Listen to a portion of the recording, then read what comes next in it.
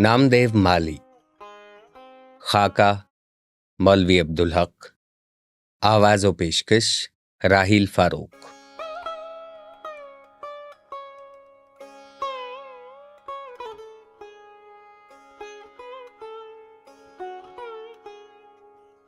नामदेव मकबरा राबिया दुर्रानी औरंगाबाद दक्कन के बाग में माली था। जात का ढेर था जो बहुत नीच कौम ख्याल की जाती है। कौमों का इम्तियाज मसनूई है और रफ्ता रफ्ता नस्ली हो गया है। सच्चाई, नेकी, हुस्न किसी की मीरास नहीं। ये खूबियां नीची जात वालों में भी ऐसी ही होती हैं जैसी ऊंची जात वालों में। कैस हो, कोकन हो या हाली, आशिकी कुछ किसी की जात नहीं। मकबरे का बाग मेरी निगरानी में था।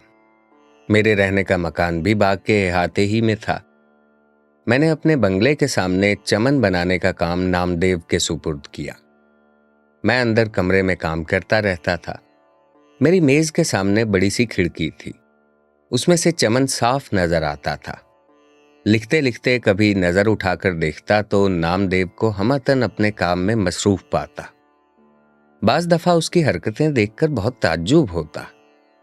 मसलन क्या देखता हूं कि नामदेव एक पौधे के सामने बैठा उसका थांवला साफ कर रहा है। थांवला साफ करके हौज से पानी लिया और आहिस्ता आहिस्ता डालना शुरू किया। पानी डालकर डोल दुरुस्त की और हर रुख से पौधे को मुड़ मुड़ कर देखा। फिर उल्टे पांव पीछे हटकर उसे देखने लगा। देखता जाता था और मुस्कुराता और खुश होता था। ये देखकर मुझे हैरत भी हुई और खुशी भी। काम उसी वक्त होता है जब उसमें लज्जत आने लगे। बेमजा काम काम नहीं, बेगार है। अब मुझे उससे दिलचस्पी होने लगी, यहां तक कि बाज वक्त अपना काम छोड़कर उसे देखा करता। मगर उसे कुछ खबर ना होती कि कोई देख रहा है या उसके आसपास क्या हो रहा है। वो अपने काम में मगन रहता। उसके कोई औलाद न थी। वो अपने पौधों और पेड़ों ही को अपनी औलाद समझता था और औलाद की तरह उनकी परवरिश और निगहदाश्त करता। उनको सरसब्ज और शादाब देखकर ऐसा ही खुश होता जैसे माँ अपने बच्चों को देखकर खुश होती है।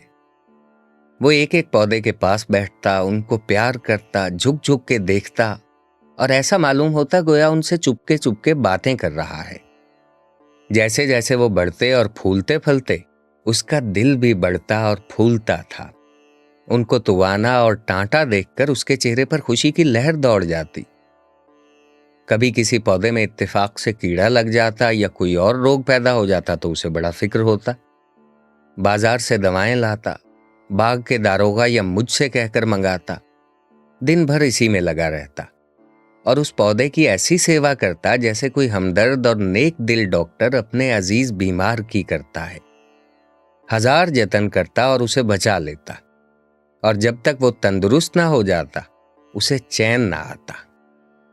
उसके लगाए हुए पौधे हमेशा परवान चढ़े और कभी कोई पेड़ ज़ाये ना हुआ।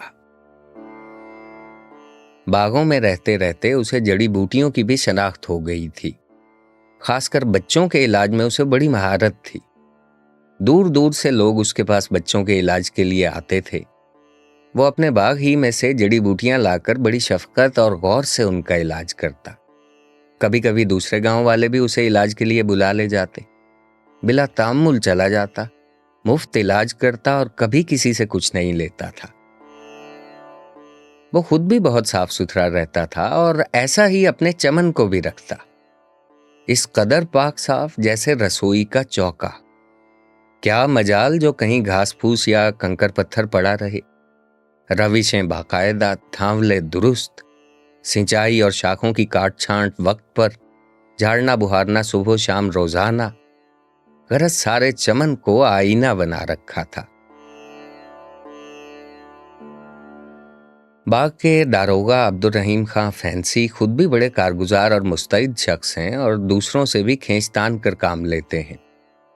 अक्सर मालियों को डांट डपट करनी पड़ती है, वरना जरा भी निगरानी में ढील हुई हाथ पर हाथ रखकर बैठ गए या बीड़ी पीने लगे या साय में जा लेटे। आम तौर पर इंसान फितरतन काहिल और कामचोर वाक़े हुआ है। आराम तलबी हम में कुछ मौरूसी हो गई है। लेकिन नामदेव को कभी कुछ कहने सुनने की नौबत ना आई। वो दुनिया और माफिया से बेखबर अपने काम में लगा रहता, न सताइश की तमन्ना, न सिले की परवाह। एक साल बारिश बहुत कम हुई। कुओं और बावलियों में पानी भराए नाम रह गया। बाग पर आफत टूट पड़ी। बहुत से पौधे और पेड़ तलफ हो गए। जो बच रहे वो ऐसे निढाल और मुरझाए हुए थे जैसे दिख के बीमार।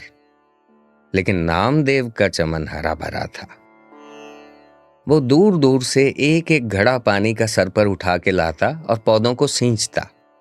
ये वो वक्त था कि कहत ने लोगों के अवसान खता कर रखे थे और उन्हें पीने को पानी मुश्किल से मुयस्सर आता था।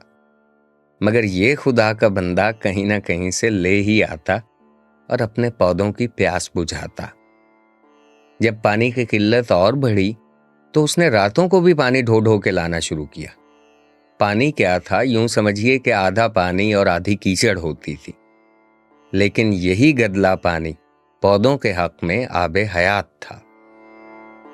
मैंने इस बेमिसल कारगुजारी पर उसे इनाम देना चाहा तो उसने लेने से इनकार कर दिया।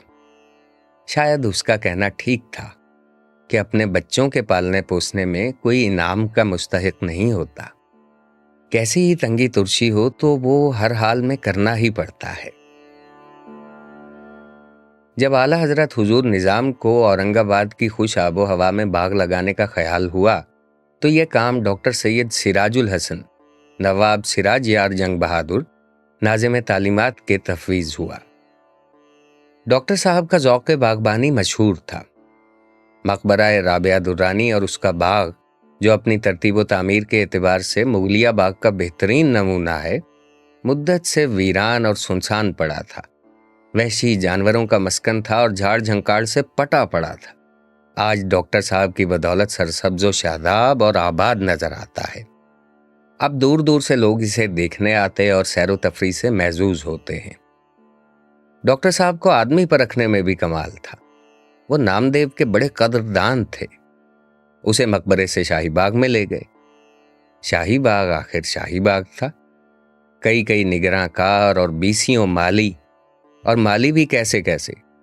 टोक्यो से जापानी, तेहरान से ईरानी और शाम से शामी आए थे। उनके बड़े ठाठ थे। ये डॉक्टर साहब की उपज थी। वो शाही बाग को हकीकत में शाही बाग बनाना चाहते थे। यहां भी नामदेव का वही रंग था। उसने ना फन्ने बागबानी की कहीं तालीम पाई थी और ना उसके पास कोई सनद या डिप्लोमा था। अलबत्ता काम की धुन थी, काम से सच्चा लगाव था और इसी में उसकी जीत थी। शाही बाग में भी उसी का काम महाकाज रहा। दूसरे माली लड़ते झगड़ते, सेंधी शराब पीते।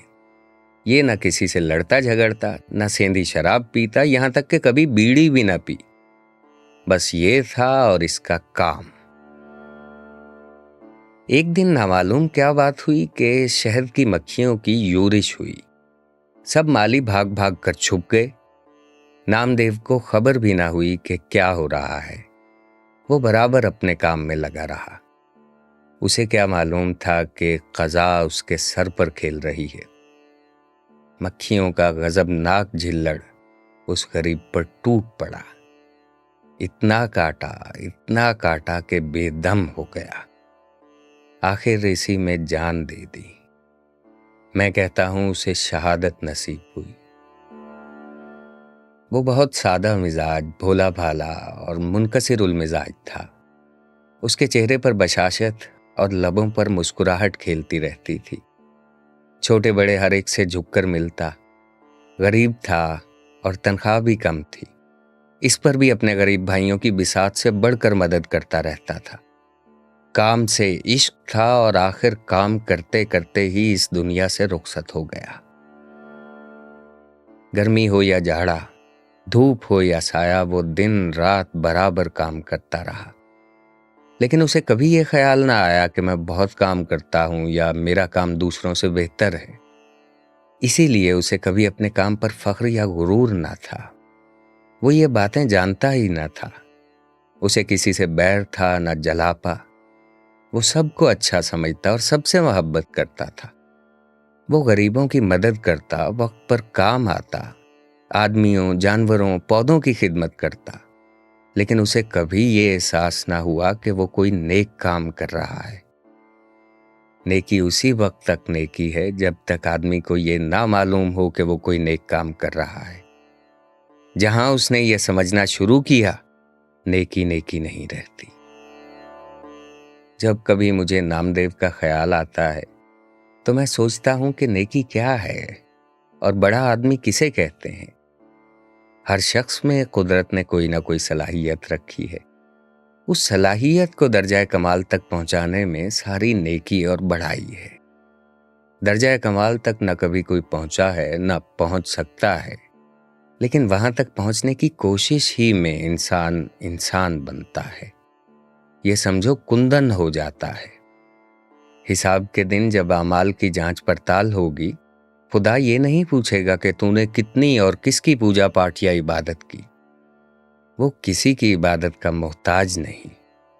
वो पूछेगा तो ये पूछेगा कि मैंने जो इस्तेदाद तुझ में वदीयत की थी उसे कमाल तक पहुंचाने और उससे काम लेने में तूने क्या किया, और खल्कुल्लाह को उससे क्या फैज़ पहुंचाया।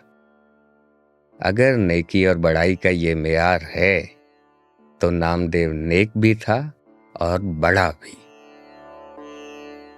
था। तो वो जात का ढेर, पर अच्छे अच्छे शरीफों से ज्यादा शरीफ था।